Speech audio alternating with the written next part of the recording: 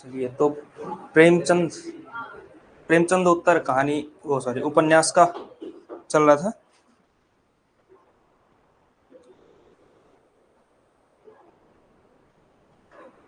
ये लोग कह रहे हैं कि सर क्लास का टाइम फिक्स क्यों नहीं है। भाई टाइम फिक्स इसलिए नहीं हो पाता है, कभी 10-15 मिनट इसलिए लेट होते हैं क्योंकि और भी क्लासेस चल रही होती हैं। अब किसी ने भी 5 मिनट लेट छोड़ दिया तो दूसरा सेटअप लगाने में टाइम लगता है। इतना आपको समझना चाहिए। और 10 मिनट में ऐसा क्या अचीव कर लेंगे जो आप 25-50 मिनट में नहीं कर पाएंगे।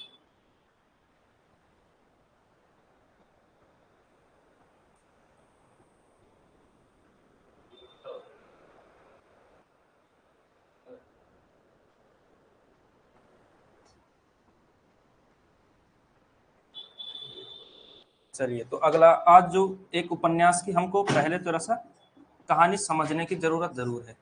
वो उपन्यास है त्यागपत्र। यहाँ से क्या पता कोई क्वेश्चन पूछ लिया जाए। जिस तरह से प्रेमचंद के उपन्यासों में गोदान सबसे ज्यादा महत्वपूर्ण है, उसी तरह से ये त्यागपत्र उपन्यास भी इंपॉर्टेंट है। तो त्यागपत्र उपन्यास के बारे में मैं पहले आपको मतलब इसकी कहानी सुनाऊं, इसके पहले आपको 2 लाइनें इसके बारे में लिखने जरूर चाहिए। तो लिखिए आप लोग त्यागपत्र उपन्यास।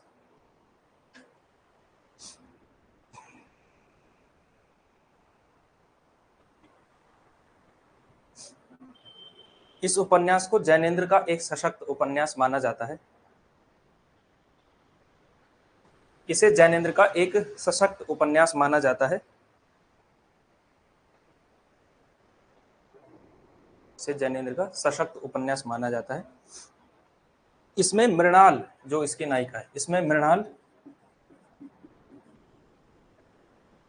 मृणाल असहनीय व्यथा झेलकर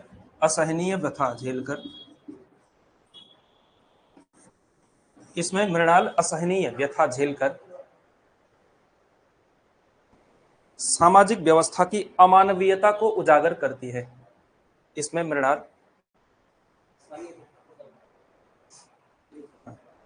मृणाल असहनीय व्यथा झेलकर सामाजिक नहीं समाज की अमानवीय व्यवस्था को उजागर करती है।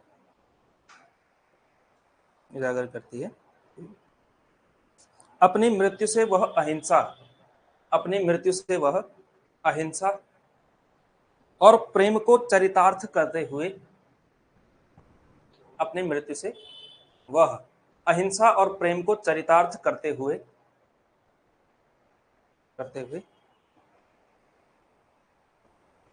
पुरुष के स्वामित्व के औचित्य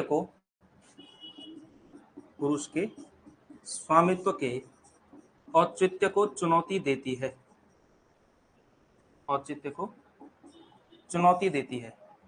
पुरुष के स्वामित्व के औचित्य को चुनौती देती है। ठीक, पूर्ण विराम करने के बाद लिखिए इस उपन्यास में जैनेन्द्र ने नारी के आत्मदान में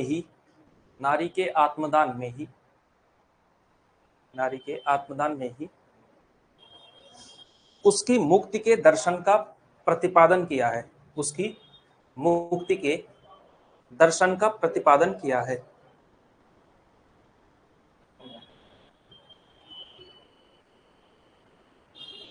इस उपन्यास में जैनेन्द्र ने नारी के आत्म बलिदान में ही उसकी मुक्ति के दर्शन का प्रतिपादन किया है। ठीक है, तो थोड़ा सा इसके बारे में कुछ इस तरह के क्वेश्चन पूछ लिए जाते हैं कभी कभी कि नारी की मुक्ति के द्वारा मतलब आत्म बलिदान के द्वारा नारी मुक्ति की बात किस उपन्यास में कही गई है। तो ये एक तरह की थीम है इसका, ये इसके पीछे के दर्शन है, इसके पीछे के फिलोसफिकल बात है। अब समझते हैं कि इसकी कहानी दरअसल कैसी है। त्यागपत्र में जो मेन कैरेक्टर है आपका मृणाल और एक और कैरेक्टर है प्रमोद। ठीक है, प्रमोद की बुआ है मृणाल और मृणाल अपने भाई और भाभी के साथ रहा करती थी क्योंकि माता पिता का निधन जल्दी हो गया था, छोटी उम्र में हो गया था और इस वजह से मतलब प्रमोद की बुआ है। ठीक है ना, प्रमोद की बुआ है मृणाल। तो फिर अपने भाई भाभी के साथ रहती थी, यानी कि किसके, प्रमोद के माता पिता के साथ। और इसकी भाभी का जो व्यवहार था मृणाल के प्रति वो कोई बहुत अच्छा नहीं था, ऐसा उपन्यास में वर्णन मिलता है। और लेकिन प्रमोद के साथ इसका स्नेह बहुत अच्छा था। स्नेह का इसका मतलब उसके घर का काम, उसका पूरा होमवर्क करना, जो एक बुआ का अपने भतीजे के प्रति दरअसल होता है, उसी तरह का प्रेम इनका था। ठीक है, और बहुत ज्यादा उम्र का फर्क भी बहुत ज्यादा नहीं था, तो इस वजह से एक खास तरह की मित्रता वाला वो भी ज्यादा था, कि एक दोस्ती का भाव भी ज्यादा था। तो मृणाल की एक सहेली थी, मृणाल की एक सहेली है शीला। तो मृणाल को शीला के भाई से हो जाता है प्रेम, और ये बात उसने जैसे ही अपने भाभी से कही, इसने मृणाल ने अपनी भाभी से कही, तो घर पर इसकी बहुत पिटाई हुई, और साथ ही साथ क्या कर दिया गया, मृणाल की शादी करवा दी गई एक अधेड़ उम्र के व्यक्ति के साथ। अधेड़ उम्र मतलब ठीक ठाक जो उम्र होते हैं, दोगुनी उम्र का व्यक्ति, 40 50 55 इस तरह की जो उम्र होती है उसको अधेड़ कहा जाता है। ठीक है, हाँ, मतलब जो युवावस्था को क्रॉस कर चुका है और बुढ़ापा अभी आया नहीं है, आने को है। ठीक है, तो उसकी तो अधेड़ उम्र के व्यक्ति के साथ कर दिया गया। और ये जो व्यक्ति था इसने कोई बहुत अच्छा व्यवहार मृणाल के साथ रखा नहीं, और घर से इसको निकाल दिया है इस कारण से। ठीक है, क्योंकि उसको पता चला है कि ये शीला के भाई से सिर्फ प्रेम करती थी, बाकी इनका कोई संबंध उस तरह से चला नहीं था, केवल और केवल इतना पता चला, उसने उसको छोड़ दिया। तो मृणाल फिर चली जाती है, एक कोयले का व्यापारी है, कोयले का व्यापारी इसको अपने साथ लेकर के जाता है, यानी वो बताता है कि मैं आपसे प्रेम करता हूँ, यानी मृणाल से, और कोयले का व्यापारी उसे अपने साथ ले जाता है। कुछ समय अपने साथ रखता है, उसके बाद जैसे ही उसकी वासना की पूर्ति हो जाती है इस व्यापारी की, वो भी मृणाल को छोड़ देता है। और मृणाल को एक लड़की होती है, एक पुत्री होती है, और वो पुत्री भी 10 महीने की, मतलब अवस्था में, 10 महीने की अवस्था में वो उस पुत्री की भी मृत्यु हो जाती है। अब मृणाल का जीवन एकदम नरकीय जीवन हो जाता है। फिर वो बहुत समाज के बहुत ही, मतलब जो कह सकते हैं निचले दर्जे लोगों के साथ, इन अपराधियों के साथ, और उस तरह से जीवन व्यतीत करते करते जो है अंत में मृणाल की मृत्यु हो जाती है।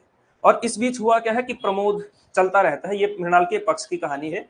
इस बीच प्रमोद पढ़ लिख करके आगे आगे चलते चलते प्रमोद पहुंच चुका है जज की पोस्ट तक, जज बन चुका है। और जब ये इसने इसको छोड़ा था तब भी उसने, प्रमोद ने मृणाल से कहा था कि आप वापस आ जाओ, मैं आपके साथ, मैं आपको रखूंगा, आप आ जाओ, लेकिन मृणाल आई नहीं। ठीक है, उसके बाद जैसे जैसे मतलब ये छोड़ता गया, लेकिन मृणाल ने हमेशा मना ही किया प्रमोद को, उसने कभी उसके हामी नहीं भरी, उसके अपने भतीजे के यहाँ नहीं, अपने भतीजे के पास नहीं गई। तो प्रमोद को जब अंत में पता चला कि मृणाल ने जो है मतलब मृणाल की मृत्यु हो गई है, उसकी बुआ की मृत्यु हो गई है, तो उसने जज के पद से क्या कर दिया है, त्याग पत्र दे दिया है, और इस वजह से उसका नाम है त्यागपत्र। इसी के साथ ये कहानी, मतलब ये उपन्यास समाप्त होता है। तो इस तरह की कहानी ये है। घटनाओं के स्तर पर, कहानियों के स्तर पर बहुत कम घटनाएं आपको मिलेंगी, क्योंकि ये क्या है, मनोविश्लेषणवादी उपन्यास है, और मनोविश्लेषणवादी उपन्यासों में निहित है कि घटनाएं कम होंगी और चरित्र के मन के अंतर्द्वंद्वों का चित्रण ज्यादा होगा। तो प्रमोद के मन के भी और उससे भी ज्यादा मृणाल के मन के अंतर्द्वंद्वों का चित्रण इस त्यागपत्र उपन्यास में किया है। और इसकी जो थीम है, इसमें जो कथ्य है, जो इसमें कथानक है, वो आपको शुरू में लिखा दिया गया है कि नारी का, मतलब एक तरह से इसमें सवाल उठाया गया है कि पुरुष का जो समाज में जो एक पुरुष का जो मतलब रोल है समाज में, वो क्या है, दरअसल वो मानता है कि वो स्वामी है ना, वो ज्यादा लीडर की उसमें रहता है। लेकिन उसके औचित्य पर ही सवाल उठाया गया है कि क्या तुम्हारे लीडर होते होते स्त्रियों को इस प्रकार के अधिकार भी नहीं मिलेंगे जो उसके बेसिक जीवन के अधिकार है। तो इस तरह के सवाल कुछ कुछ उठाए गए हैं। बाकी इसमें अहिंसा वगैरह का थोड़ा बहुत आता है, क्योंकि गांधी जी का भी प्रभाव है फ्रॉइड के साथ साथ।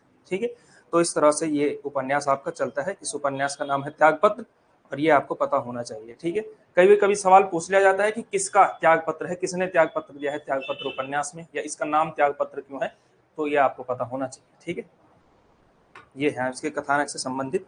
इसके अलावा कोई ऐसा उपन्यास जैनेन्द्र का नहीं है जिसके कथानक से कभी कोई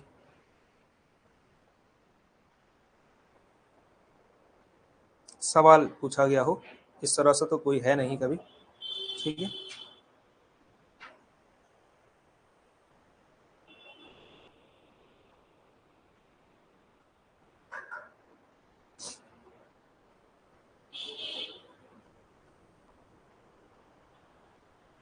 अच्छा, कभी कभी इसके जैनेन्द्र कुमार से जो सवाल पूछा जा सकता है, इनके नारी पात्र क्योंकि बड़े महत्वपूर्ण हैं,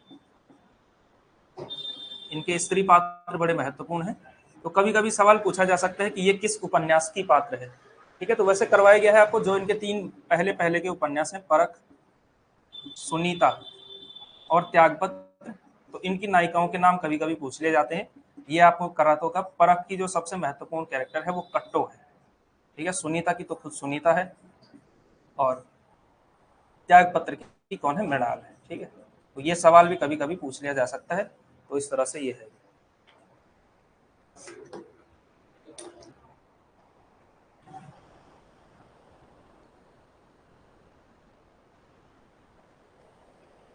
ठीक, वैसे तो करवा रखा है आपको ये, है ना।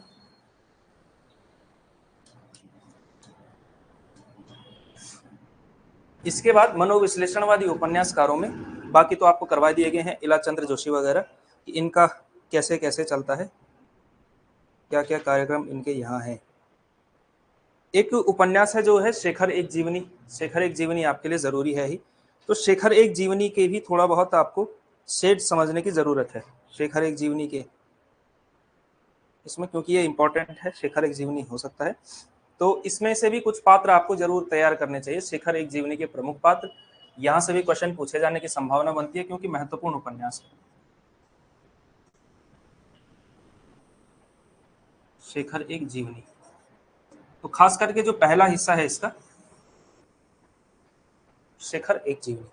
अच्छा, ये जो शेखर एक जीवनी, ये जो मतलब उपन्यास है, ये आप कह सकते हैं कि अज्ञेय के व्यक्तिगत जीवन का, एक तरह से कहते हैं, कई लोग इसको आत्मकथा टाइप की भी मानते हैं, कि अज्ञेय ने कुछ नहीं किया, अपने ही जीवन के बहुत सारे अनुभवों को, बहुत सारी चीजों को एक तरह से इस उपन्यास में ढालने की कोशिश की है। और इस उपन्यास का जो नायक है शेखर, वो और कोई नहीं, स्वयं अज्ञेय है। मतलब सिमिलैरिटी है अज्ञेय से, घटनाओं के स्तर पर नहीं, जरूरी नहीं है कि जो घटनाएं शेखर एक जीवनी में लिखी हुई हैं वो सारी घटनाएं अज्ञेय के जीवन में हुई है, लेकिन अनुभवों के स्तर पर, अनुभूतियों के स्तर पर कुछ ना कुछ जिस तरह से शेखर का जीवन चला है, उसी तरह से अज्ञेय का जीवन भी रहा है, ऐसा हम मान सकते हैं, ठीक है।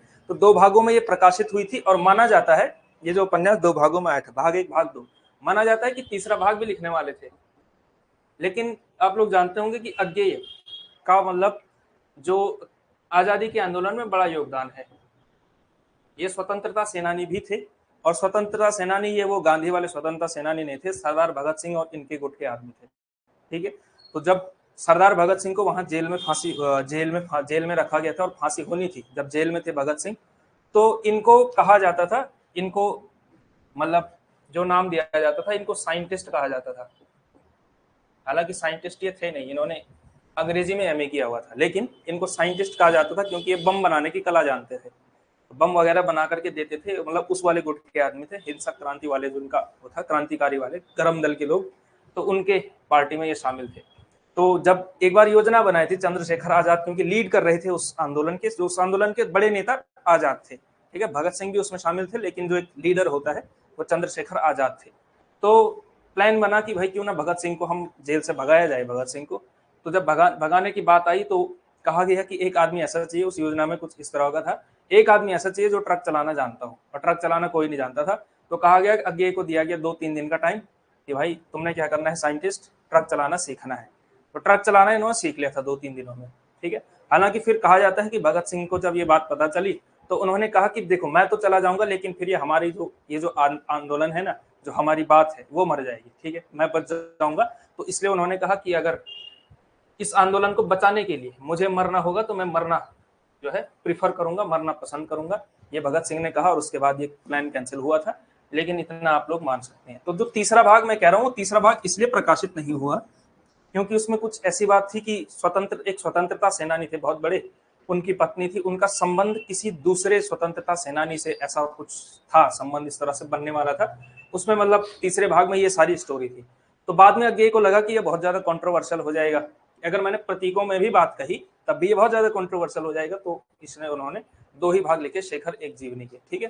तो शेखर एक जीवनी का जो भाग 1 है, वो ज्यादातर आप लोग कह सकते हैं शैशव अवस्था से लेकर के वयः संधि तक का, यानी कि करीब करीब स्कूल लाइफ कंप्लीट होने तक का जीवन है शेखर का। तो शेखर का इतना वर्णन इसमें मिलता है। शैशवावस्था एकदम बच्चे की जो शुरुआती मेमोरीज होती है ना, आपको भी अपने बचपन की बहुत शुरुआती मेमोरीज होंगे, जब आप 2.5-3 साल के हैं, तो हल्की हल्की मेमोरीज होंगी, तो वहां से लेकर के वयः संधि समझते हैं आप, वयः संधि वो होती है जहां पर किशोर अवस्था खत्म हो रही है और युवा अवस्था आने को है। तो आप कह सकते हैं मोटे तौर पर 18, 19, 20 ये जो एज होती है, जब टीनेज भी समाप्त होने को है, उसको वयः संधि कहा जाता है। तो उसमें पहला भाग इसमें यहाँ है और दूसरा भाग उसका फिर वहां से शुरू होता है और अंत में जाकर के लगभग शशि की मृत्यु होती है इसमें। तो शशि की मृत्यु पर वो स्टोरी समाप्त होती है। ठीक है, सेकेंड भाग वो है। तो शेखर एक जीवनी बहुत कठिन प्रकार का उपन्यास है, मतलब इसको समझने अपने आप में एक चैलेंज है। एक बार समझ में आ जाए तो बहुत शानदार उपन्यास है, ठीक है, लेकिन इसको समझना बहुत कठिन है। तो इसके पात्र जो है, जो मेन पात्र है, वो तो आपने लिखने ही लिखने हैं। तो वो है शेखर जो कि नायिका है, सॉरी नायक है, शशि इसकी नायिका है, और इसके अलावा इसमें सरस्वती है, सरस्वती जो कि बहन है शेखर की।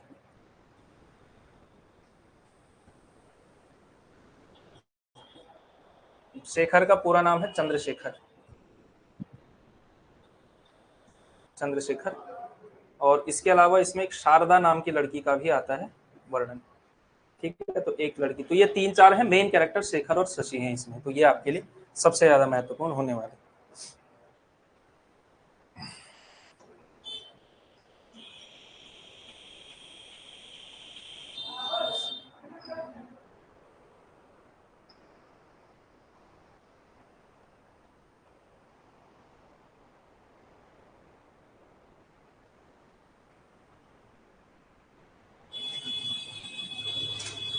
ठीक है, तो ये भी आप थोड़ा बहुत इनका भी ध्यान रख सकते हैं। वैसे क्योंकि आगे आपके सिलेबस में नहीं लगे हैं तो बहुत कम संभावना है, लेकिन तब भी शेखर एक जीवनी उपन्यासों की दुनिया में एक महत्वपूर्ण उपन्यास है। 10 सबसे महत्वपूर्ण उपन्यासों में से एक ये भी है। अब इसकी कहानी इसलिए नहीं बताई जाती है क्योंकि ये कहानी वाला उपन्यास नहीं है, ठीक है, इसमें कहानी बताने जैसा नहीं है ये वाला उपन्यास, ये अलग प्रकार के होते हैं। तो इस तरह से ये कार्यक्रम चलता है। अच्छा, अब अगला आता है आपका क्या,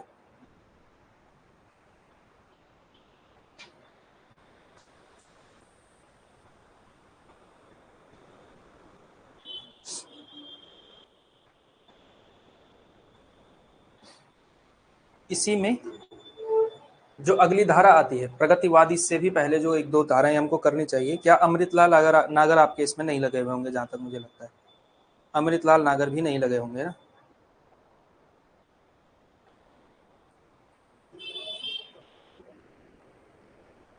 तो इसमें जो आपको करने चाहिए वो आते हैं आपके इसमें सामाजिक यथार्थवादी उपन्यास, यथार्थवादी उपन्यास। अच्छा, उपन्यासों की दुनिया में जो प्रेमचंद युग है,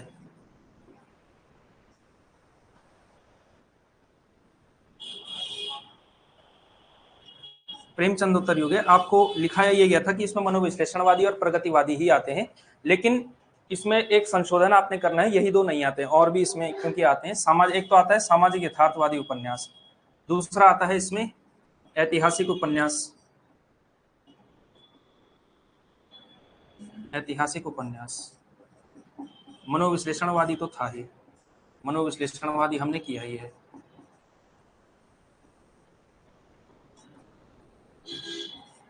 मनोविश्लेषणवादी उपन्यास, ठीक है, सामाजिक यथार्थवादी उपन्यास, ऐतिहासिक उपन्यास, और फिर लिखिए आप प्रगतिवादी उपन्यास।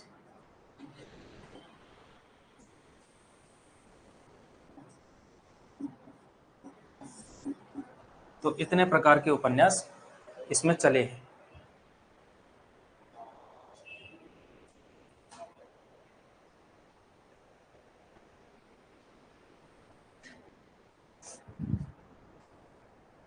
तो ये 4 प्रकार के उपन्यास, ज्यादातर धाराएं ये चली हैं। इसके अलावा भी हैं, नया उपन्यास इसके बाद आएगा, वो बाद में हमने करना ही है। कुछ महिला उपन्यास आएंगे, फिर विमर्श आएंगे, वो सारे भी होंगे। लेकिन इसी क्रम में मनोविश्लेषणवादी उपन्यास हम कर चुके हैं। अगला लिखना है आपने सामाजिक यथार्थवादी उपन्यास, और इसमें सामाजिक यथार्थवाद लिखना है आपने, समाजवादी यथार्थवाद ना लिखिएगा, क्योंकि समाजवाद जब शब्द लगता है तो वो सीधा सीधा उसका कनेक्शन बनता है मार्क्सवाद से, ठीक है। और यानी कि समाजवादी यथार्थवाद, अगर देखो 2 शब्द हैं, एक है सामाजिक यथार्थवाद, तो वो तो एक अलग है। दूसरा अगर समाजवादी यथार्थवाद आ जाए समाजवादी यथार्थवाद हो तो ये समाजवादी यथार्थवाद प्रगतिवाद से एसोसिएट होता है। ठीक है, सामाजिक यथार्थ अलग चीज है। सामाजिक यथार्थ मतलब समाज का यथार्थ, समाजवादी यथार्थवाद मतलब ये किसी मतलब मार्क्सवाद से संबंधित चीज है, सोशलिज्म वाली विचारधारा है। तो ये एक विचारधारा, स्पेशल विचारधारा से संबंधित शब्द है। तो सामाजिक यथार्थ और समाजवादी यथार्थ, इन दोनों में फर्क आपको पता होना चाहिए। तो ये अलग चीज होती है, वो अलग चीज है। तो अगला लिखिए आप, सामाजिक यथार्थवादी उपन्यास, यानी ऐसे उपन्यासकार जो मार्क्सवादी नहीं है लेकिन तब भी समाज के यथार्थ को उन्होंने पेन डाउन किया हुआ है। तो ये आपको लिखना चाहिए।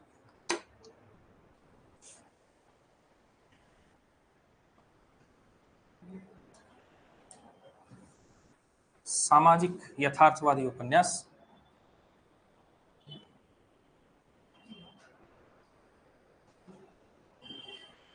सामाजिक यथार्थवादी उपन्यास, इसमें लिखिए आप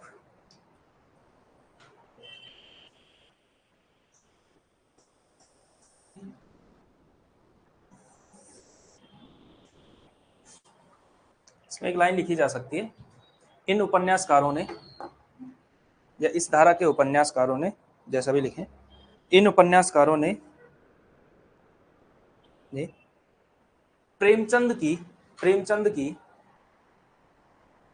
इन उपन्यासकारों ने प्रेमचंद की सामाजिक यथार्थवाद की धारा को आगे बढ़ाया।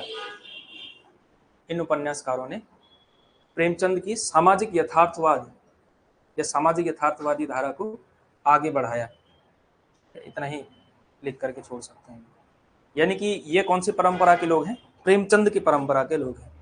ठीक, इसमें कुछ नाम आपको जरूर ध्यान रखने चाहिए। इनमें से एक उपन्यासकार हैं, कुछ नाम अगर लिख लें, इनके एक एक दो दो उपन्यास आपको जरूर याद रहने चाहिए। ये सारे सिलेबस के लोग नहीं है, लेकिन एक उपन्यास, जैसे विष्णु प्रभाकर कभी भी नाम आए तो सीधे मतलब नींद में भी याद आना चाहिए कि अर्धनारीश्वर उपन्यास इनका है।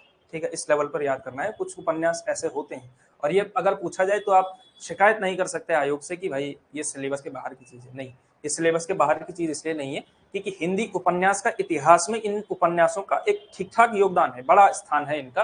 तो आप, क्योंकि आप कम से कम ग्रेजुएट हैं हिंदी में, तो इस वजह से आपसे अपेक्षा की जाती है कि कम से कम इन उपन्यासों का नाम और इसका उपन्यासकार कौन था ये आपको पता हो। ठीक है, तो इसमें कुछ नाम लिखना है आपने। सबसे पहला नाम आता है विष्णु प्रभाकर का। विष्णु प्रभाकर का एक ही उपन्यास आप याद रखिए। इस उपन्यास का नाम है अर्धनारीश्वर।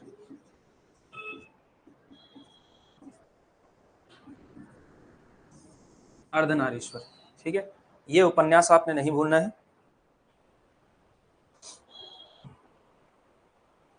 इस उपन्यास में क्या है? अर्धनारीश्वर, यानी कि इसमें ये भी स्त्रियों से संबंधित है। तो स्त्रियों का जो शोषण है, बलात्कार है, यातना का वर्णन करते हुए इसमें स्त्री पुरुष के संबंधों की जटिलता का वर्णन किया हुआ है। ठीक है, तो अर्धनारीश्वर इस तरह का उपन्यास है, नाम याद रह जाए तो बहुत है।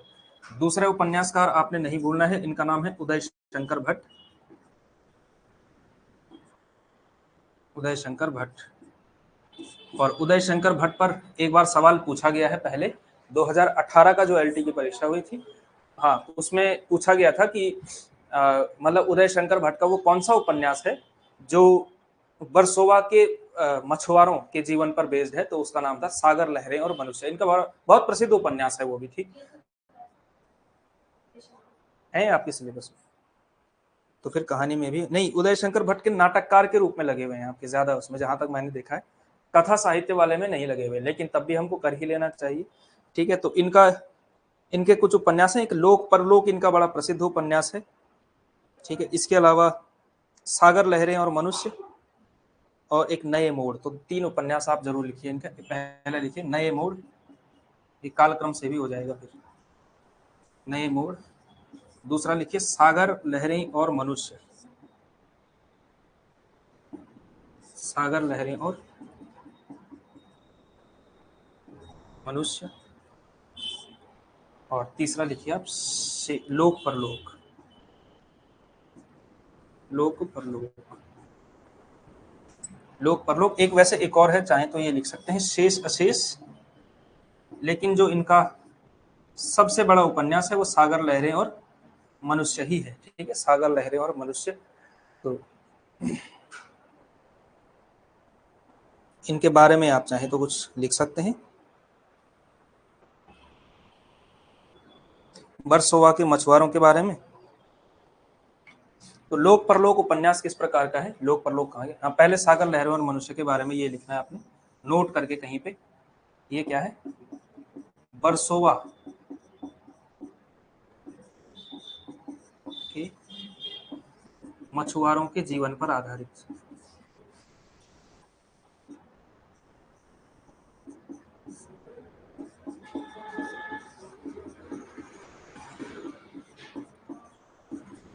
ठीक है, लोक परलोक क्या है, ये उपन्यास जो है इसके बारे में, मतलब ये सेकंड नंबर पे बेस्ट है इनका। तो इनके बारे में अगर आप जानना चाहें तो ये किस प्रकार का उपन्यास है, इसमें मतलब ग्रामीण जीवन पर शहर का कैसा प्रभाव धीरे धीरे बढ़ रहा है, इसकी तरफ ये उपन्यास इसके बारे में बात करता है। तो ग्रामीण जीवन पर आधुनिक सभ्यता का बढ़ता प्रभाव, ये इसकी थीम है, ग्रामीण जीवन पर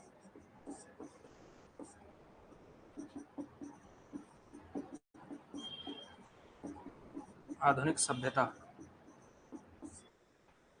का बढ़ता प्रभाव।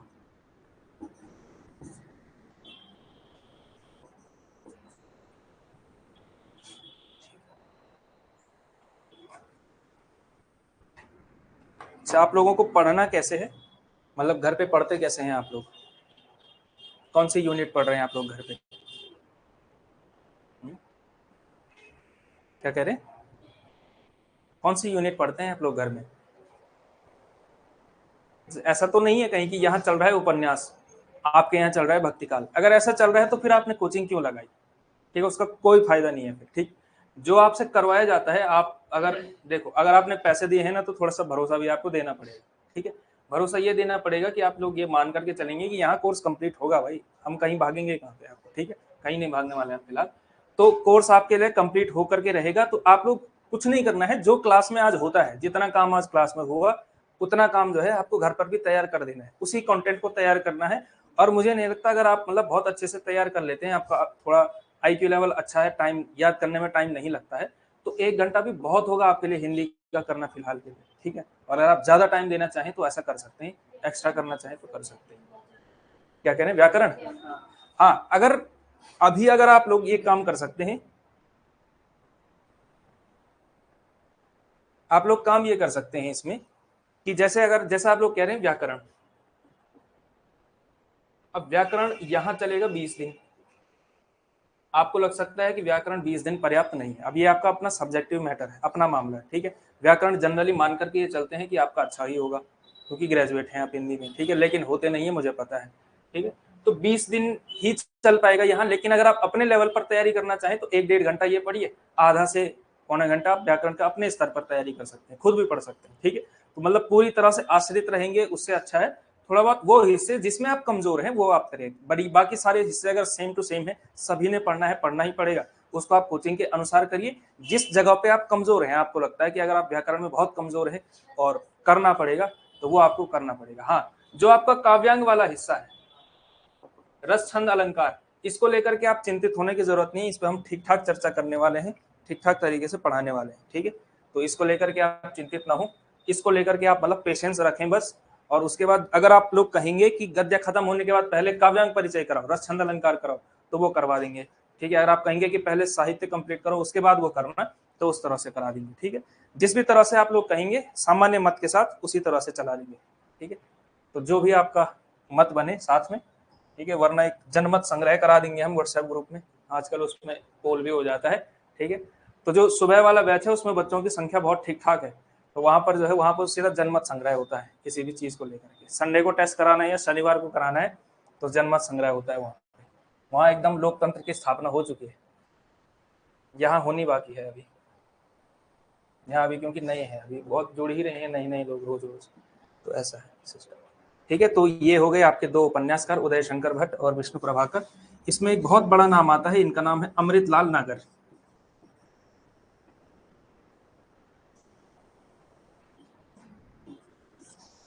अमृतलाल नागर, ठीक है, और अमृतलाल नागर का नाम बहुत बड़ा है उपन्यासों की दुनिया में, और कुछ उपन्यासों का नाम आपको इनका भूलना नहीं है। ठीक है, इनका उपन्यासों के नाम को याद कराने की ट्रिक मैंने अपने व्हाट्सएप उसमें अपने यूट्यूब चैनल पर डाली हुई है। तो मैं जैसे चलो अभी डाल देता हूँ, मैं व्हाट्सएप ग्रुप में, आप सब लोग ऐड है ना? आप नहीं है ऐड? चलो आप उसके क्लास के बाद ऐड कह देना आप, ठीक है? आपको ऐड कर दिया जाएगा। तो जैसे मैं अभी इसमें वो अभी डाल दूंगा, क्योंकि बाद में मैं भूल भी सकता हूँ। तो जो ट्रिक है याद करने की, इनके सारे उपन्यास भी आप लोग याद रख सकते हैं। अमृतलाल नागर की उसकी ट्रिक मैंने बनाई हुई थी अमृतलाल नागर के करने की।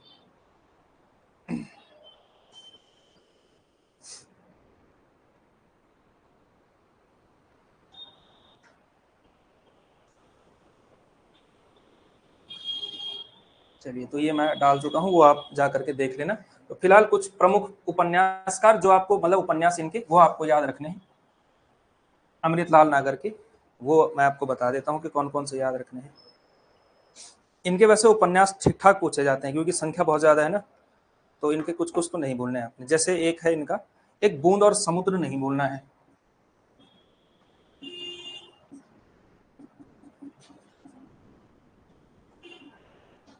बूंद और समुद्र।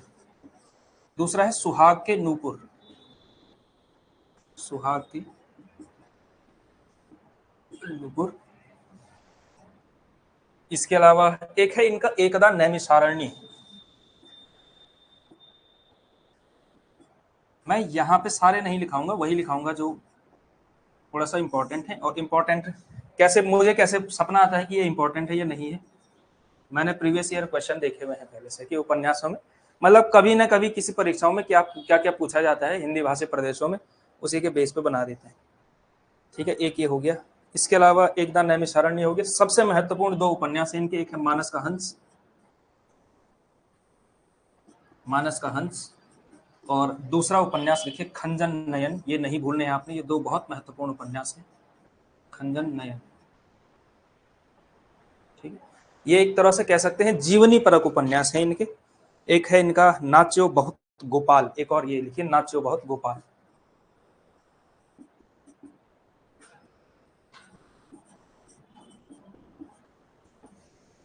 गोपाल भाई, डेडिकेटेड तरीके से पढ़ाई करोगे तो हिंदी में अभी भी दावा कर रहा हूँ 42 नंबर कहीं नहीं गए 50 में से। बहुत कठिन प्रकार का पेपर बन गया, और 42 नंबर आप अगर आपने सब्जेक्ट में ठोक दिए हैं, ठीक है, ये 42 नंबर लाना नहीं होता, ये ठोकना होता है। मतलब पेपर को किसी लायक ही नहीं छोड़ा आपने। आयोग को शर्म आएगी अगली बार से ऐसा पेपर बनाने में, अगर आपने ऐसे नंबर लेकर के आ गए। जो अच्छा रैंक वाला होगा, मैं पहले ही बता रहा हूँ, जो आप देखेंगे ना, गढ़वाल में कितनी सीटें हैं? 100 के आसपास। कुमाऊं में कितनी सीटें हैं? 70 के आसपास, टोटल मिला करके, हॉरिजॉन्टल रिजर्वेशन वगैरह सब मिला करके इसी तरह की सीट्स हैं। तो गढ़वाल में जो 100 में से आप देखेंगे टॉप 25 होंगे, ये जनरल की बात कर रहा हूं मैं, मतलब टॉप 25 अगर रैंक वाइज लगाया जाए तो उनका देखेंगे आप, उनका सब्जेक्ट में 40 के आसपास स्कोर हो सकता है। ठीक है, और बहुत कम ऐसे विद्यार्थी होते हैं जो सब्जेक्ट में अच्छा ना करके सीडीपी वाले पोर्शन में अच्छा करके जो है रैंक लाएं, ऐसा कम संभावना बनती है। अगर आप बहुत अच्छा सिलेक्शन इंश्योर करना चाहते हैं कि किसी काम का फिर कोई मतलब टेंशन बचे ही नहीं, जैसे ही पेपर पे आपने आखिरी ओएमआर भरा, जैसे 100वां क्वेश्चन आपने अटेम्प्ट किया, ठीक है, उसके बाद सीधा घर जाना है, और मिठाई आप एडवांस में लेकर के गए हैं, कुमार के यहाँ से लेकर के गए हैं महंगी वाली मिठाई। ठीक है, तो ऐसे ही इस लेवल पे करनी है तैयारी, तो फिर आपको जो है 40-42 नंबर के आसपास सब्जेक्ट में लाने ही पड़ेंगे। ठीक है, और व्याकरण कोई बहुत चिंताजनक बात नहीं है, व्याकरण एक हफ्ते में ठीक होता है, क्योंकि व्याकरण होता है मैथ्स की तरह। ठीक है, अगर किसी को इनटू आता है, मल्टीप्लाई करना आता है, तो उसको एलसीएम निकालना भी आता है। एलसीएम निकालना आता है तो बड़ी कैलकुलेशन आती है, बड़ी कैलकुलेशन के साथ ही और बड़ी कैलकुलेशन भी आती है। ठीक उसी तरह से अगर आपको एक बार वर्ण समझ में आ गया, वर्णमाला समझ में आ गई, उसका स्वर व्यंजन समझ में आ गए, सघोष अघोष अल्पप्राण महाप्राण अच्छा सम्यक ज्ञान उसका हो गया, तो फिर संधि समास उपसर्ग वगैरह करना बड़ी बात नहीं है। ये एक बार आ गया तो फिर वर्तनी में भी दिक्कत नहीं होती है, वर्तनी एक बार आ गई तो उसके बाद आगे दिक्कत नहीं होती है। बाकी सारी चीजें याद करने वाली है, जो प्रयोजन मूलक हिंदी वाला हिस्सा है वो बहुत कठिन प्रकार का नहीं है, वो आराम से हो जाता है। ठीक है, उसमें कुछ शब्द आपको टेक्निकल याद करने हैं 20-25, उनकी परिभाषा पता हो कि ये क्या होता है। वर्णमाला से अकेले मतलब कहना, मुझे जो लगता है, जहां तक अनुमान रहना चाहिए, आपका साहित्य और व्याकरण का जो रेशियो है, अच्छा जो रस छंद अलंकार वाला हिस्सा है उसको किसमें गिनेंगे आप? वो दोनों के बीच में मतलब लटकता है कहीं ना कहीं। तो रसछंद अलंकार को भी अगर आप मतलब व्याकरण में गिनेंगे तो जाकर के साहित्य में 30 मान लीजिए, इसमें 20 मान लीजिए, वरना अगर आप इसमें मानेंगे तो इसको 35 मानिए और इसमें 15 मानो। 25-25 होने की संभावना बहुत कम है, बहुत ही कम ऐसा होगा कि व्याकरण का हिस्सा ज्यादा पूछा जाएगा। क्यों? क्योंकि फिर उससे ऐसा हो जाएगा जिसको साहित्य का कुछ ज्ञान नहीं है, उसने सीडीपी पढ़ ली, सीडीपी रीजनिंग वगैरह कर दिया, 50 में से 40 नंबर हुआ, अगर ध्यान आ गया, और 25 नंबर उसने यहाँ कर लिए तो 65 नंबर हो जाएंगे उसके व्याकरण के। हाँ, आपका जो नियम आया था उसमें नियमावली कल ही आयोग ने डाली है, ठीक है, चलो मैं यूट्यूब पर भी दे दूंगा बाकी लोगों को जानकारी। उन्होंने कहा कि 30 नंबर की सीडीपी आएगी, ठीक है, 10 नंबर की रीजनिंग आएगी और 10 नंबर का जीके प्लस यूके आएगा, मतलब उत्तराखंड और जो जीके। देखो सबसे हाँ, अगर कोई चीज आपको रिजेक्ट करवा सकती है तो वो सीडीपी है। सीडीपी आप लोग इस पर बिल्कुल कॉम्प्रोमाइज नहीं करेंगे। अगर आपके पास कितना टाइम मिल जाता है, मतलब मैं एवरेज मान करके चल रहा हूँ कि 4 घंटे का समय, जिसको सीरियसली सेलेक्ट होना है तो वो 4 घंटे का समय निकाले, ठीक है। और अगर आपको ये बहाना चाहिए, देखो आपको सिलेक्शन चाहिए या लास्ट में बहाना चाहिए, ये आप पर डिपेंड करेगा, और खासकर उन लोगों पर जो हाउस वाइफ्स हैं। इसलिए कह रहा हूँ 4 घंटे का टाइम निकालिए, आपका सिलेक्शन हो जाएगा, ठीक है। जो 4 घंटे लगातार रूप से टाइम नहीं निकाल सकता है, अंत में यही कहेंगे कि क्या करें, मजबूरी थी, बच्चों का ध्यान रखना पड़ता है, ऐसा हो गया वैसा हो गया, ठीक है। अगर आप ये चाहते हैं कि लास्ट में मतलब एक बहाना मिले एस्केप करने का, अपनी मेहनत एस्केप करने का, तो कोई दिक्कत नहीं, हाँ कोई दिक्कत नहीं है। और अगर आप चाहते हैं कि सिलेक्शन चाहिए तो 4 घंटे का समय निकालिए, कैसा भी निकालिए, ठीक है। रात को 1 बजे से 4 बजे वाला निकालो, चाहे कैसा भी निकालो, लेकिन टाइम आपको निकालना पड़ेगा 4 घंटे का। 4 घंटे की पढ़ाई आपको निश्चित रूप से ये परीक्षा पास करने में मदद देगी, ठीक है। और मैं अभी भी कहता हूँ, मेरे विचार से तो सबसे आसान तरीन एग्जाम्स में से, सबसे आसान तरीन एग्जाम्स में से एलटी उत्तराखंड का पेपर होता है। बहुत आसान प्रकृति का पेपर होता है। राजस्थान, मध्य प्रदेश, उत्तर प्रदेश वगैरह का पेपर उठा करके देखो, DSSB के पेपर उठा के देखो, केंद्रीय विद्यालय के पेपर उठा करके देखो, वहां आपको पता चल जाएगा कि क्या सब्जेक्ट का लेवल होता है, ठीक है। यहाँ फिर भी बहुत कम कंपटीशन है, जो थोड़े बहुत भी अच्छी तैयारी करेगा, जो कोचिंग में कर रहा है, उसको तैयारी अच्छे से करनी चाहिए, ठीक है। तो हाँ, मुझे जो लगता है आप लोग क्या कर सकते हैं इसमें, स्ट्रेटजी मेरे अनुसार तो ये बननी चाहिए कि सीडीपी अच्छे से करिए, सब्जेक्ट को अच्छे से करेंगे ही आप लोग, और साथ ही साथ अगर आपने उत्तराखंड कभी नहीं पढ़ा जीवन में, कभी कोई तैयारी नहीं की ग्रुप सी वगैरह की, तो आप उत्तराखंड स्किप करिए, और तैयारी क्या कर रही है आपने, स्टैटिक जीके जो है ना, वो 4-5 नंबर ऐसे आएंगे कि पढ़ के जाना है, बस आ जाएगा। क्या पूछा जाएगा?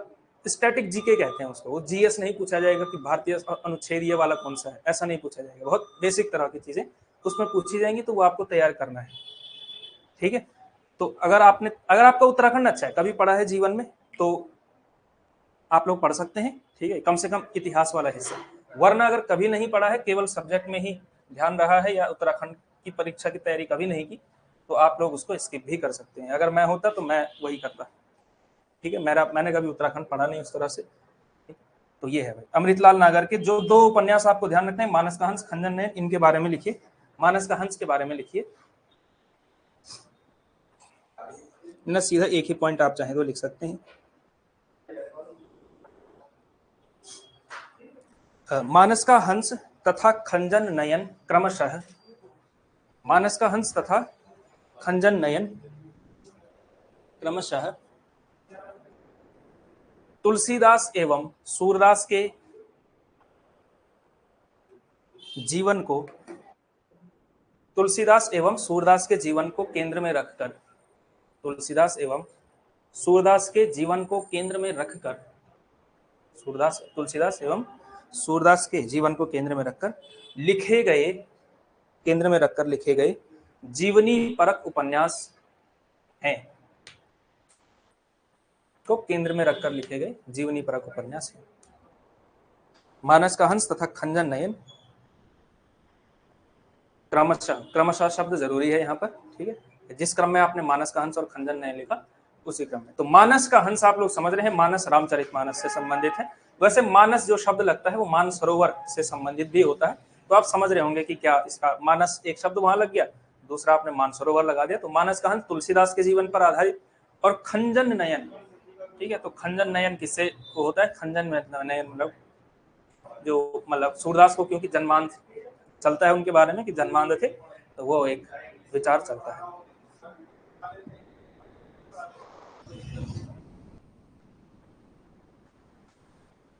बड़ी दिक्कत है भाई। चलिए, तो हो गया अमृतलाल नागर। ये इंपॉर्टेंट है, ये कई बार पूछा जाता है कि तुलसीदास सूरदास के जीवन पर आधारित उपन्यास कौन से? अमृतलाल नागर। यहाँ से जो सिलेबस में लगे हुए आपके लिए व्यक्ति हैं उनका नाम है भीष्म साहनी, ठीक है, और बहुत महत्वपूर्ण उपन्यासकार हैं।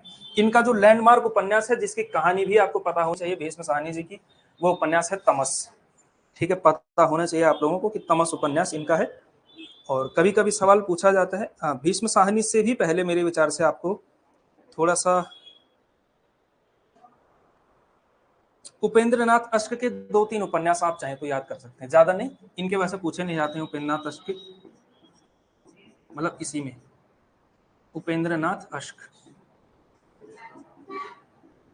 एक इनका उपन्यास प्रसिद्ध हुआ था, एक नन्ही कंदील नाम का, एक नन्ही कंदील नाम से उपन्यास प्रसिद्ध हुआ था। और एक शहर में घूमता आईना कर लीजिए, शहर में घूमता आईना, याद रह जाए तो अच्छा, ठीक। जैसे जैसे मैं बोलता रहता हूँ कि ये इंपॉर्टेंट है, उसको आप इंपॉर्टेंट मार्क भी करना चाहिए आपको, ठीक है। उससे क्या होगा, आपको पता चल जाएगा कि अंतिम मतलब जो तैयारी के आप जब रिवीजन कर रहे हो, जब मैंने आपको बता रखी है रिवीजन की स्ट्रेटजी, एक डेली, एक साप्ताहिक और एक मंथली बेस पर, तो जब आप रिवीजन करेंगे तो आपको कम से कम आइडिया रहे कि किस पर ज्यादा ध्यान देना है, ठीक है। मतलब उस तरह से होता है ना, आपको बनाना पड़ता है कि कौन सा इंपॉर्टेंट है कौन सा नहीं है। उपेंद्रनाथ अश्क, एक नन्ही कंदील और शहर में घूमता है, ठीक है। अच्छा, रीजनिंग वाले उस पर तैयारी अच्छी करनी चाहिए आपको। रीजनिंग कोई बहुत कठिन प्रकार की नहीं आने वाली, एसएससी सीजीएल के प्रीवियस ईयर क्वेश्चन मत करने बैठ जाना वहां पे, ठीक है, वो वेस्ट ऑफ टाइम है। बेसिक करना, जितना सर करवाते हैं, आप लोग जुड़े हुए हैं ना सर के साथ, नहीं ऐड है? अच्छा, खुद से भी कर सकते हैं अगर आपको, वैसे मतलब ये नहीं है कि सर हमने तो, हमारा मैथ्स अच्छा नहीं है तो हमारी रीजनिंग अच्छी कैसे होगी, वर्बल एबिलिटी कम से कम हो ही जाता है, ठीक है। थोड़ा प्रैक्टिस करेंगे, रोज 15-20 मिनट तैयारी करते रहिए, 10 में से 9 नंबर आने चाहिए, ठीक है। और इस तरह से होना चाहिए, करना आना चाहिए भाई। बस अंत में सवाल सिलेक्शन का ही है, तो वही वाली बात। अगला एक और उपन्यासकार हैं वैसे आपके, अमरकांत की कहानियां ज्यादा फेमस हैं, वरना लिखिए भीष्म साहनी ही आपको लिखना चाहिए सीधा, भीष्म साहनी। और भीष्म साहनी पे आप मार्क करिए, सिलेबस के व्यक्ति हैं, ठीक है। तो आप एक मार्क करने का तरीका बना सकते हैं कि कौन सा इंपॉर्टेंट है। इंपॉर्टेंट के पे आप IMP कर सकते हैं, जैसे उपेंद्रनाथ अश्क पे मैं इंपॉर्टेंट नहीं लिख रहा हूँ, ठीक है, लेकिन अमृतलाल नागर पे लिखूंगा इंपॉर्टेंट, तो उस पर आप IMP कर सकते हैं। या फिर विष्णु प्रभाकर के अर्धनारीश्वर पे IMP कर लीजिए, पूछा जा सकता है कभी ना कभी, ठीक है। तो हाँ, भीष्म साहनी का कोई भी उपन्यास नहीं भूलना है, छोड़ना नहीं है, ठीक है। यहाँ से किसी भी प्रकार से क्वेश्चन पूछा जा सकता है, तो लिखना शुरू करिए। इसकी भी आपने ट्रिक बना रखी है भीष्म साहनी की, तो वो भी मैं डाल दूंगा इस पे। देखिए, झरोखा, झरोखा, कड़िया, तमस, एक ब से था तब, नहीं, मैया दास की माड़ी से भी पहले गए थे, बसंती है शायद, कंफर्म कर लेते हैं, बस हाँ, बसंती, बसंती, हाँ वही, बसंती। अगला लिखिए मैया दास की माड़ी, मैया दास की, मैया दास की माड़ी,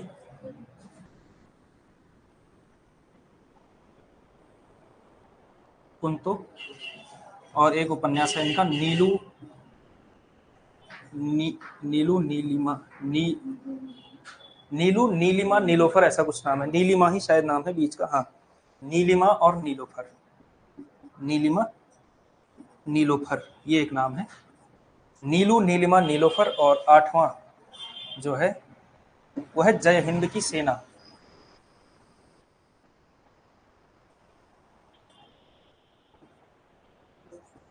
नीलोफर, नीलू नीलिमा नीलोफर। याद हो जाता है आप लोगों को? है, हो जाता है? नहीं, भूलने का एक ही मतलब रीजन एक ही होता है कि बस एक ही बार पढ़ा और उसके बाद फिर छोड़ दिया है उसको, तो वो इसलिए याद नहीं होता है, ठीक है। वो याद तब होगा जब बार बार रिवीजन किया जाएगा, बार बार पढ़ना पड़ता है, ठीक है, तब जाके होता है याद।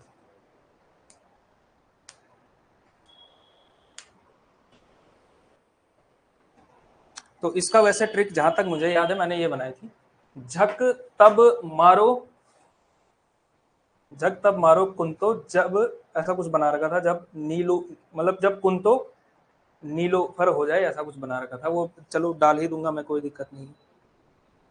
ऐसा कुछ अजीब सा ही ट्रिक था कुछ, अब बनाना पड़ता है, क्या करें, क्यों। चलो ये भी डाल देते हैं हम आपके सामने, वरना अगर मुझे समय मिलता है, ये मैंने बहुत, जब खाली टाइम होता है ना, क्या करे आदमी, उस समय पे बनाए थे, जब एडिटिंग का भी टाइम है तो दिन भर बैठे हुए हैं तो बना लिया है कुछ ना कुछ, तो वो क्रिएटिव वर्क किया था उस टाइम पे, वरना आजकल टाइम नहीं मिलता है उस तरह से ट्रिक बनाने का। अच्छा, ट्रिक के साथ दिक्कत यह है, जैसे मुझे अमृतलाल नागर वाली ट्रिक मैंने बनाई तो है मैं, लेकिन मैं भूल गया। वो इसलिए क्योंकि मैंने बहुत टाइम से पढ़ा नहीं है उसको, तो रिवीजन करना बहुत जरूरी है। सबसे इंपॉर्टेंट चीज क्या है, रिवीजन है। ठीक, एक ही बार करके कुछ नहीं होता है, बार बार उस चीज को करना पड़ता है। तो ये है। अब इसके इनके कुछ प्रमुख उपन्यासों के बारे में हमने जानना भी जरूरी है, इनके बारे में कि इनके उपन्यास किस किस प्रकार के हैं। जो सबसे बड़ा उपन्यास है वो तो तमस है ही, तमस की कहानी तो हम कल ही कर पाएंगे, आज का टाइम तो नहीं है, लेकिन कुछ अन्य उपन्यास हैं जिनके बारे में कुछ ना कुछ हम थोड़ा सा लिख सकते हैं, कुछ ना कुछ प्राप्त कर सकते हैं यहाँ से।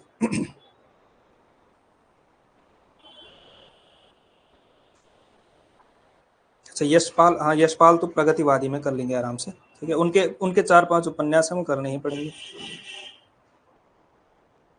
झरोखे के बारे में लिखिए सबसे पहले, झरोखे, झरोखा लिख दिया क्या मैंने, झरोखे है शायद, झरोखा नहीं है, झरोखे है, झरोखे है, इसमें ये करिए आप, झरोखे, इसमें लिखिए आप झरोखे। सबसे पहले ये किसकी थीम क्या है, इसकी थीम के से संबंधित क्वेश्चन पूछे जा सकते हैं। ठीक, इसमें लिखिए, इसमें एक बच्चे के माध्यम से, इसमें एक बच्चे के माध्यम से आर्य समाजी परिवार, एक मिनट शायद वो कर रहा है इसका,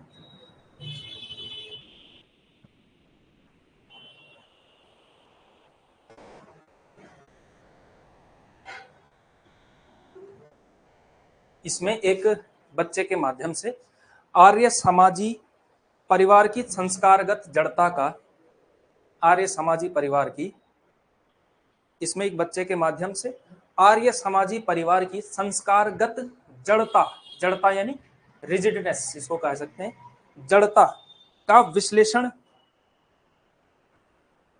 विश्लेषण एवं एवं विद्रोह, विद्रोह का चित्रण किया गया है।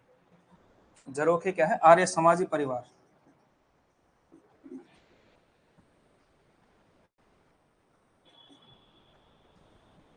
तो इसमें क्या है, आर्य समाजी परिवार में की संस्कारगत जड़ता का वो उसमें किया गया है। ठीक है,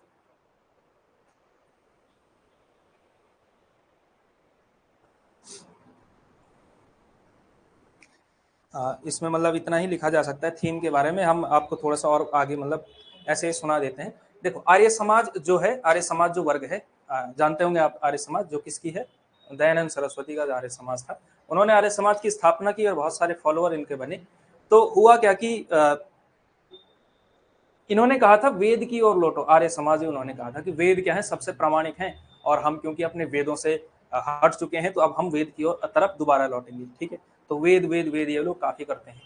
तो आर्य समाजी परिवार में इस वजह से क्या हो जाता है, अब देखिए वेद महान है, लेकिन वेदों की महानता आज के परिप्रेक्ष्य में देखने के बजाय आपको वेदों की महानता सिर्फ इस दृश्य में देखनी चाहिए कि 5,000 साल पहले, 4,000 साल पहले जब भी वेद लिखे गए, उस समय पर वो अपने हिसाब से, उस समय के मानव की समझ के हिसाब से वो बहुत महान ग्रंथ हैं, लेकिन वो उस समझ की, उस समय के मानव की समझ के हिसाब से हैं।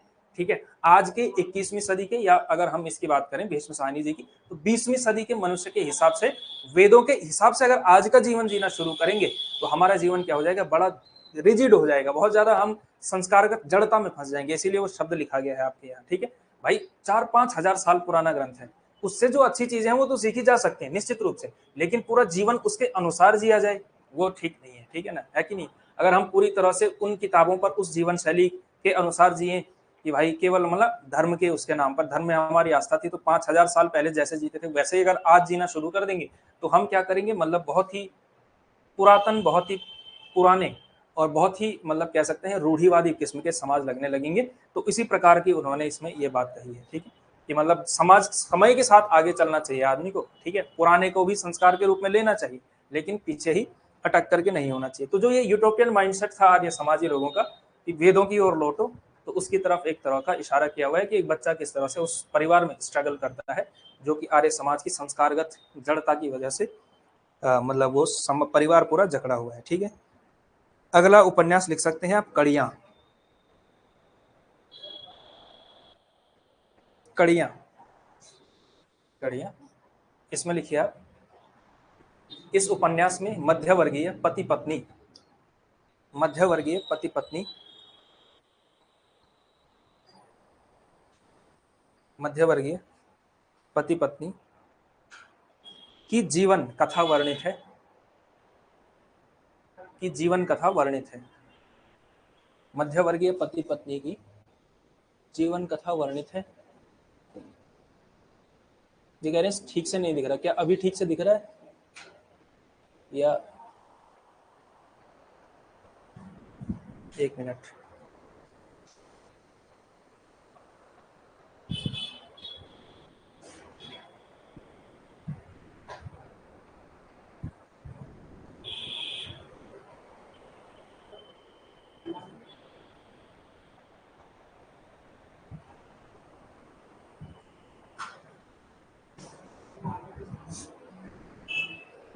तो क्या लिखा आपने इसमें? कड़ियां जो उपन्यास है, हाँ, मध्यवर्गीय पति पत्नी के जीवन की कथा वर्णित है। इसमें लिख सकते हैं, स्त्री की आत्मनिर्भरता के अभाव में, स्त्री की, ये आर्थिक आत्मनिर्भरता लिखे, स्त्री की आर्थिक आत्मनिर्भरता के अभाव में, भाव में, भाव में पुरुष की बढ़ती हुई निरंकुशता, पुरुष की बढ़ती हुई निरंकुशता, पुरुष की बढ़ती हुई निरंकुशता, निरंकुशता और उसके परिणाम स्वरूप, पुरुष की बढ़ती हुई निरंकुशता और उसके परिणाम स्वरूप, और उसके परिणाम स्वरूप परिवार विघटन, परिवार विघटन, परिवार विघटन की स्थिति, परिवार विघटन की स्थिति का वर्णन लेखक ने किया है, का वर्णन लेखक ने किया, ठीक।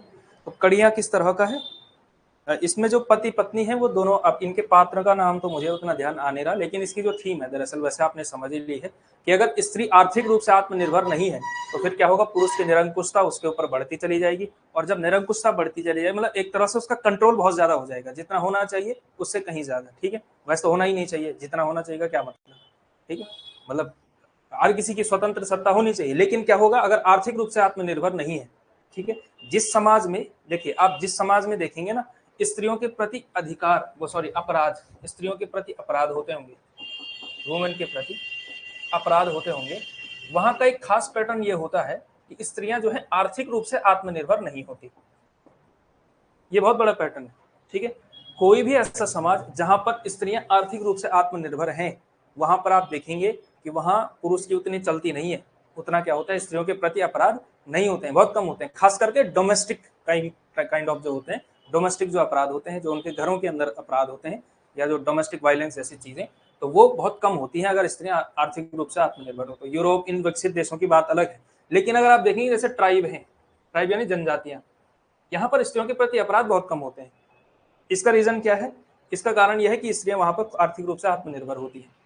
कोई भी आप जनजाति उठाइए, वहां पर अगर स्त्रियां आर्थिक रूप से सशक्त हैं, संपन्न है, अपने रूप से आत्मनिर्भर है, तो वहां पे मतलब चलती नहीं है ज्यादा। तो ये एक खास पैटर्न देखते हैं, ये तो समाज, ये तो है ही, मतलब ये तो दुनिया में, ये तो मतलब क्या कहते हैं, जो समाज शास्त्र है, सोशियोलॉजी है, उसका प्रमाणिक तथ्य है। लेकिन ये इसमें दिखाया गया है कड़ियां उपन्यास में। तमस की कहानी हमने डेप्थ में करनी है, वो बड़ा है ही, ठीक है। तो हो गया कि आज का इतना ही छोड़ा जाए, बाकी कल किया जाए, ठीक है, क्योंकि समय भी हो चुका है, 6:10 हो चुके हैं। ठीक है, तो आज के लिए इतना ही, जो आज हुआ है वो आप अच्छे से पढ़िए बस, ठीक है, इतना ही होमवर्क होता है, बाकी कुछ नहीं करना है। चलिए।